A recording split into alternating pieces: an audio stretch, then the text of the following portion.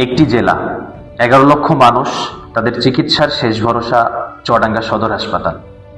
এখানেই প্রতিদিন জীবন মৃত্যুর লড়াই চলে নীরবে।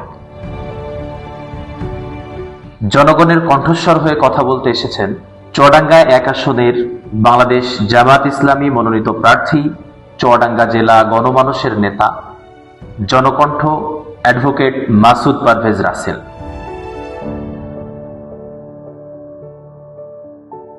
চুয়াডাঙ্গা সদর হাসপাতাল এটা কোনো একটি ভবন নয়, এটা লাখো মানুষের চিকিৎসার শেষ আশ্রয়স্থল।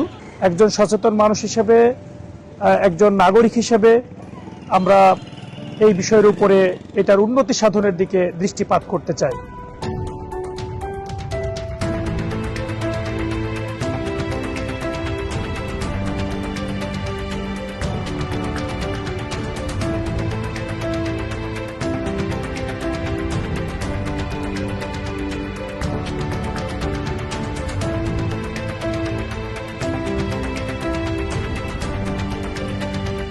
এই হাসপাতালে প্রতিদিন রোগীর চাপ ধারণ ক্ষমতার চেয়ে অনেক বেশি। বেড সংকট, জনবল ঘাটতি, আধুনিক যন্ত্রপাতির অভাব, সব মিলিয়ে সেবা দিতে হিমশিম খাচ্ছেন চিকিৎসকরা। এইখানে রোগীর সংখ্যা অনেক বেশি লাগছে, আর সেই তুলনায় ডক্টরের সংখ্যা আমার কাছে কম মনে হয়েছে। আর এখানে বেড সংখ্যাও মনে হয়েছে কম, যে কারণে এত ঠান্ডার মধ্যে, আমাদের চুয়াডাঙ্গাতে তো অনেক বেশি ঠান্ডা পড়ে সবসময়, তো এই তীব্র ঠান্ডার মধ্যে আমার মনে হচ্ছে যে রোগীরা নিচে ফ্লোরিং করছে, এর জন্য ওদের আরো বেশি কষ্ট হচ্ছে।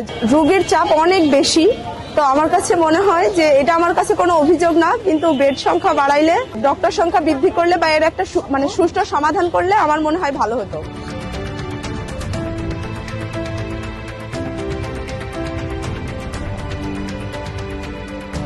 জনগণ যদি আমাদেরকে নির্বাচিত করেন, আল্লাহ যদি আমাদেরকে একটা জায়গায় দায়িত্বশীল পর্যায়ে যাওয়ার সুযোগ দেন, তাহলে এই হাসপাতালের লাখো মানুষের যে চিকিৎসার শেষ আশ্রয়স্থল, এখানকার ডাক্তার সংকটের সমাধান, পর্যাপ্ত ডাক্তার, পর্যাপ্ত নার্স, তারপরে চিকিৎসার আধুনিক সামগ্রী সরঞ্জামাদি, আইসিইউ স্থাপন সহ চিকিৎসা ব্যবস্থার সার্বিক উন্নয়ন সাধনে আমরা আমাদের যথাসাধ্য চেষ্টা করব। এটা আমাদের স্বপ্ন এবং এটা আমাদের বাসনা, এবং আমরা এখানে আমাদের চুয়াডাঙ্গার চিকিৎসা ব্যবস্থাকে আরো ডেভেলপ করার জন্য আল্লাহ যদি আমাদেরকে সুযোগ দেন, তাহলে আমরা এখানে একটি মেডিকেল কলেজ স্থাপনের মধ্য দিয়ে আমাদের চিকিৎসাকে আরো মানুষের দোরগোড়ায় পৌঁছে দিতে চাই।